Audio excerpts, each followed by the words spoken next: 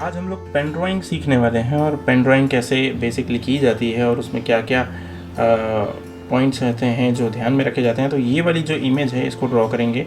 ये बहुत ही अच्छा पोर्ट्रेट है 3/4 में, और इसमें कैसे हमें डिटेल्स निकालनी है आइज़ की और क्या क्या ध्यान रखना है, क्योंकि देखो डार्क एरियाज़ बहुत ज़्यादा हैं। तो आइज़ से ही शुरू कर रहे हैं और मुझे लगता है ये चीज़ समझ के आपको काफ़ी अच्छे से आइडिया लग जाएगा कि कैसे हमें पेन ड्राइंग करनी होती है। जो पेन्स वगैरह मैं यूज़ कर रहा हूँ वो भी बात कर लेते हैं, दिखा देता हूँ उसको भी। तो जो पेन यूज़ होगी वो है ये वाली पेन। ये बहुत ही सस्ती पेन है, 5 या 6 रुपए की आपको मिल जाएगी, आपके मार्केट में ईजिली अवेलेबल होगी। और इसमें देखो ये नटराज ग्लो करके इसका नाम है, जो आप यहाँ पे देख पा रहे होगे। ये है नटराज ग्लो पेन और ये बहुत ही अच्छा फाइन टिप होता है इसका। 0.6 का लेड होता है इसका, जो कि टिप का साइज़ होता है वो होता है 0.6 mm। तो चलते हैं, शुरुआत करते हैं। और पेपर जो है वो एकदम नॉर्मल पेपर यूज़ करेंगे, कार्ट्रिज पेपर, कोई भी सस्ते वाला पेपर, 2 रुपये 3 रुपये वाला पेपर, इवन 1 रुपये वाला पेपर भी चलेगा इसमें।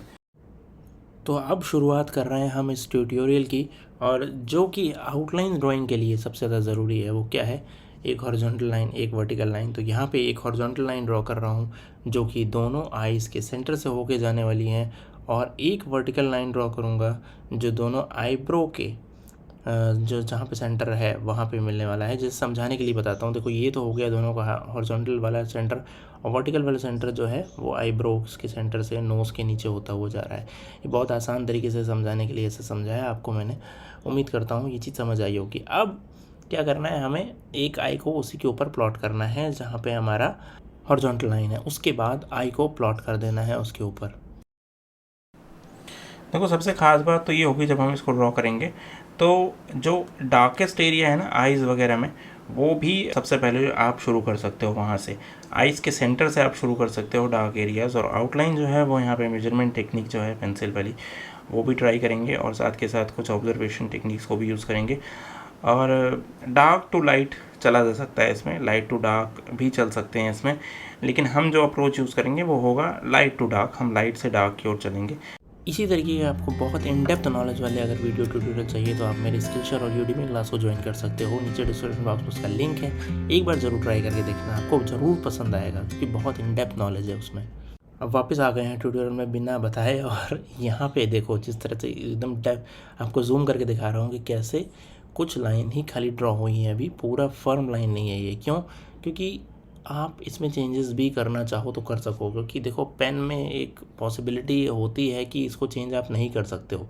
सबसे बड़ी डेंजरस चीज़ जो पेन ड्राइंग के साथ है ना वो यही है कि आप उसमें चेंजेस नहीं ला सकते हो। अगर आपने एक बार कुछ ड्रॉ कर दिया सो दैट इज़ फॉर्म, और उसको चेंज करना क्लोज टू इम्पॉसिबल थिंग है। तो इसलिए हमेशा इस चीज़ का ध्यान रखना कि बहुत ही ध्यान से धीरे धीरे लाइंस को ड्रॉ करने की कोशिश करना, और इनिशियल लाइन जो होगी वो बहुत ही ध्यान से होगी। अब इसके बाद दूसरी आई को अंदाज़ा लेने के लिए ऐसा कर रहे हैं कि कैसे आप मेजर कर सकते हो, आपकी हेल्प के लिए है, ठीक है। आप चाहो तो इसके पहले भी ऑलरेडी ड्रॉ कर सकते हो, लेकिन ये आपकी हेल्प के लिए कैसे आप मेजर कर सकते हो। आईज़ की जो लेंथ है वो आप मेजर कर सकते हो, एक लेंथ और दूसरी लेंथ में क्या सिमिलैरिटी है। अगर दोनों बराबर हैं या फिर दोनों में थोड़ा सा डिफरेंस है, उस हिसाब से आप अंदाज़ा लगा सकते हो। देखो अंदाज़ा लगाने के लिए भी आपको कुछ मेजरमेंट का सहारा लेना पड़ेगा, चाहे आप आँखों से ही मेजर करो या फिर पेंसिल से या बैम्बू स्टिक से, जो आपके लिए प्रेफरेबल हो। तो वो करके फिर मैंने दूसरी आई को भी रफली ड्रॉ कर लिया। देन हम उसके बाद अगले लेवल पे चलेंगे जहाँ पे हम क्रॉस हैचिंग करना शुरू करेंगे, क्योंकि पेन ड्राइंग में क्रॉस हैचिंग ही सबसे बेहतर और खूबसूरत रिजल्ट देते हैं। डॉटिंग वगैरह भी बहुत सारे लोग करते हैं, लेकिन मेरे हिसाब से cross hatching only meant for pen, और पेन जो है वो क्रॉस हैचिंग को बहुत ही अच्छा कॉम्प्लीमेंट देता है। तो हम उसी टेक्निक को यूज़ करेंगे। आगे चल के कुछ ऐसी टेक्निक्स के बारे में भी बात करेंगे आने वाली वीडियो में, जिसमें हम डूडलिंग करते हुए चलते हैं, छोटे छोटे सर्कल्स क्रिएट करते हुए, बट वो फिर आगे चल के इस पर बात करेंगे। अभी तो यहाँ पे देखो इसी तरीके से मैं कुछ बहुत ही हल्की लाइन को ड्रॉ करता हुआ चल रहा हूँ। और देखो जैसे आईब्रो में एक इनिशियल लाइन जहाँ दिख रही हैं लाइन्स हैं, वहाँ पे उसी डायरेक्शन में लाइन को ऑप्ट कर लिया। लेकिन ये अभी रियल थिंग नहीं है, रियल थिंग अभी निकल के आएगा, क्योंकि ये इनिशियल लाइन्स हैं। तो इतना ज़्यादा उसको एम्फेसाइज ना करते हुए केवल फिल कर रहा हूँ उस एरिया को। यहाँ पर अगर आप ध्यान से देखोगे तो देखो कैसे लाइंस ड्रॉ हो रही हैं, सिंपल लाइंस हैं, प्लेन लाइंस हैं जो पैरेलल हैं एक दूसरे के, वो ड्रॉ होती चली जा रही हैं। और अभी यही चल रहा है, बस इतना ही कर रहे हैं अभी इस पर। लेकिन इसको अभी आगे चल के जब हम डार्क करने लगेंगे ना, धीरे धीरे आप देखोगे लेयर बाई लेयर कैसे काम होता है, तब जाके ज़्यादा मज़ा आएगा आपको इसमें।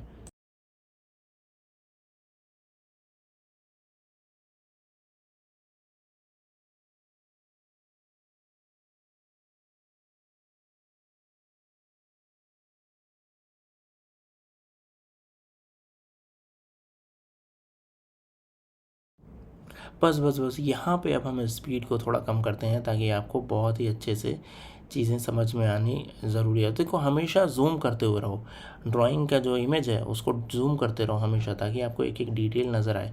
और यहाँ पे देखो अब मैंने डार्क करना शुरू किया। अब रेफरेंस इमेज को देखो और ड्राइंग को भी देखो और ध्यान से देखो कि कैसे बहुत ही हल्के हल्के स्ट्रोक्स, ऐसा नहीं कि बहुत गहराई में जाके डार्क स्ट्रोक्स लगाने हैं आपको, बहुत ही हल्के से धीरे से ऐड करना है, वैल्यू को ऐड ऑन करना है, ठीक है। बहुत ज़्यादा डार्क मत करने लगना। थोड़ा सा इसको जूम करता हूँ ताकि आपको और अच्छे से समझ में आए। तो यहाँ पे देखिए अब मैंने इसको जूम किया और किस तरीके से मैं लाइन डिफरेंट डायरेक्शंस में लाइन को ड्रॉ करता हुआ चल रहा हूँ। बहुत सारे लोग ये भी बोलते हैं कि केवल दो ही डायरेक्शन में क्रॉस हैचिंग करना चाहिए या फिर कई डायरेक्शंस में।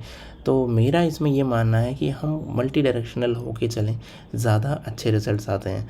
अगर आप केवल दो ही डायरेक्शन में फिक्स हो जाओगे, जैसे लेट से आप हॉरिजॉन्टल कर रहे हो या वर्टिकल कर रहे हो या फिर डायगोनल कर रहे हो, तो एक्सप्रेशंस तो बहुत अच्छे से कैप्चर होते हैं। लेकिन क्रॉस हैचिंग्स की जो ब्यूटी है, वो जितने डायरेक्शंस आप कैप्चर कर लोगे उतना ही ज़्यादा वो खूबसूरत नज़र आएगा, उतना ही ज़्यादा आप उसमें कंटूर्स क्रिएट कर पाओगे। तो ज़रूरी है कि बहुत सारे डायरेक्शन को एक्सप्लोर करने की कोशिश करो, तब जाके ज़्यादा बेहतर आपको इंजॉय कर पाओगे उस एक पर्टिकुलर जर्नी को।